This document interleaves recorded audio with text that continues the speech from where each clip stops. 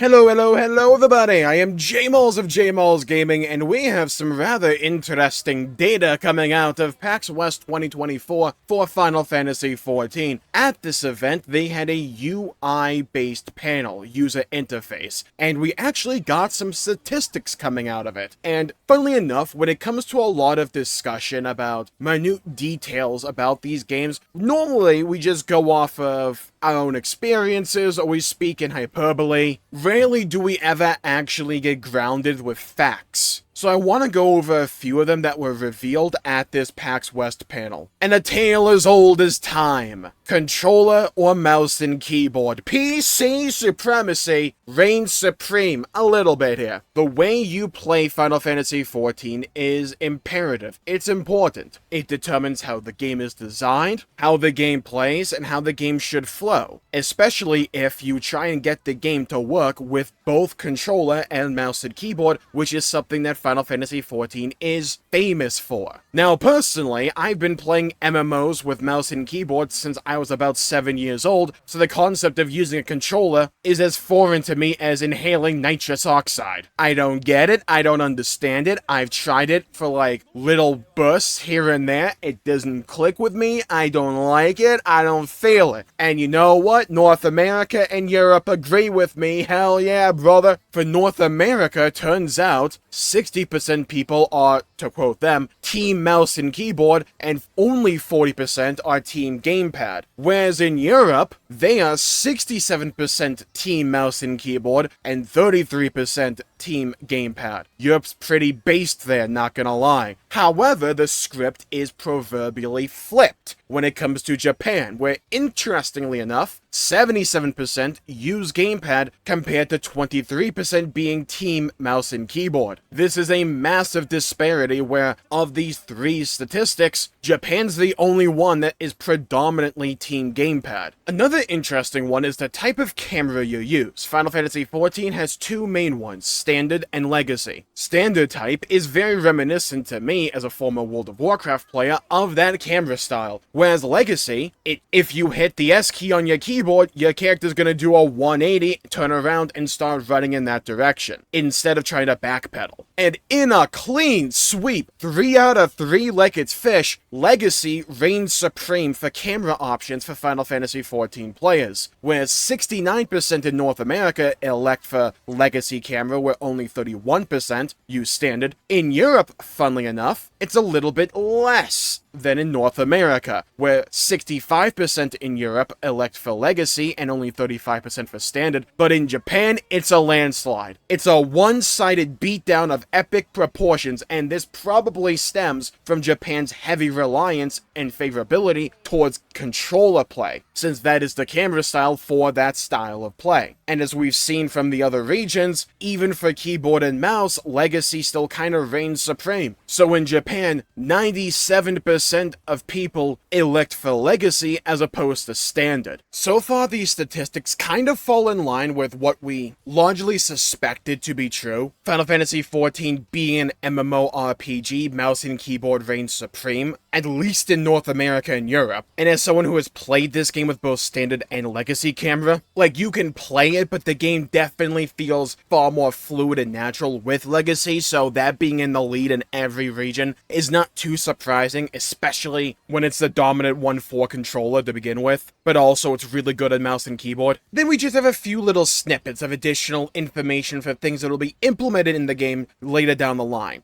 Things like being able to cast a fishing line using group pose, so if you want to live your Jeremy Wade fantasy, there you go. And the big one for me, and for a lot of people out there, is chat bubbles. For those who don't know, chat bubbles is something that exists in a lot of other MMORPGs that have just never been implemented in Final Fantasy XIV properly. Funnily enough, NPCs have this functionality, but not other player characters, to where when someone types in chat, a little bubble, like you would see in a comic book or something, would appear above their head with what they typed. So instead of having to focus your eyes, tunnel visioning on the chat box, now you can actually see people's messages over their head. It's not in the game yet, it's being worked on and developed. Obviously, this isn't anything like an endgame system or anything, but Final Fantasy XIV at the end of the day is an MMORPG, and these social elements are extremely important. And chat bubbles is something that acts as social lubricant in a lot of ways, and aids a lot in like the RP department, for instance. There are in-game bands, there are things like in-game theater troops, and those things would just be far more conducive if you have chat bubbles and you can actually see what people are saying in the world in a more immersive way. Personally, also, I find this extremely helpful for things like dungeons or just groups. I'm not always just looking at the chat box, so I can miss some messages, or if I'm trying to explain something, or a specific mechanic, people may not just read it because it's in the chat box, compared to a chat bubble that's just naturally over your head. It's something that should have been in the game long ago, but I'm glad it's finally being implemented into the game at some point in the future. I think this whole chat bubble situation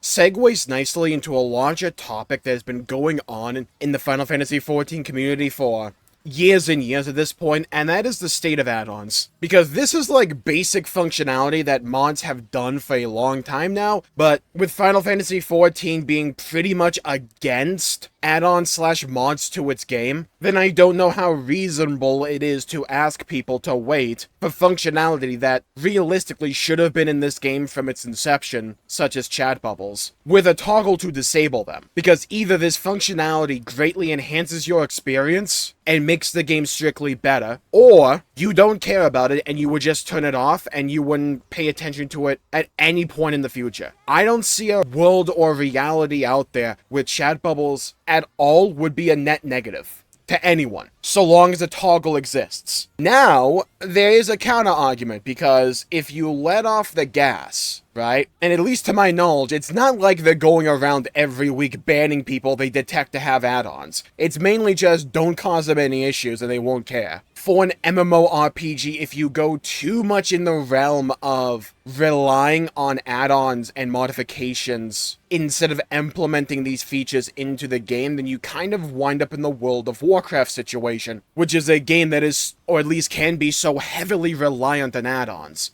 And for a game that has a sizable population on console, talking about Final Fantasy XIV here, that they want to continue to grow and expand on, it's understandable why they try and draw such a hard line in the sand. Where if it's just for your own personal enjoyment and experience, they don't particularly care, just don't like advertise it and make a big deal out of it. Because they want to maintain the idea that you can play this game on either PC or console and have an equal experience. You won't be deterred or looked down on simply because you choose to play on one platform or the other, which I think is the right approach for this. So for me, the problem isn't Final Fantasy XIV's reluctance to embrace add-on culture per se, it's more so the speed at which they implement functionality like chat bubbles. More so, the speed at which they make the decision to eventually implement chat bubbles. Because I can understand if a feature takes quite a bit of time to implement into the game because of some technical jargon behind the scenes. I can completely understand that. My problem is why something like this wasn't approved way long ago. And going back to the color coding for the chat bubbles that we were talking about earlier, upon closer inspection, I think the color coding is actually for the type of chat that is being used. If you're speaking in party chat, it's the party chat color / say is just a basic black text, etc, etc. I'm hoping this stuff is customizable. I'm hoping there's a bunch of toggles in relation to this, because personally I would just make it all one color. But I don't want to come off sounding negative or pessimistic in relation to, like, say, chat bubbles and stuff like this. This is a good addition to Final Fantasy XIV. I've seen some takes by people saying, is this really that important? I'm like, yeah, it's an MMORPG. Let's not ignore the social elements here. The social elements of an MMORPG are arguably some of the most important aspects to an MMO. But just like every other element, not everybody will be affected by it. But I don't see chat bubbles being a negative in any person's sphere. This is something that will either not affect your experience at all, because you'll just disable it and go on about your day, or it will be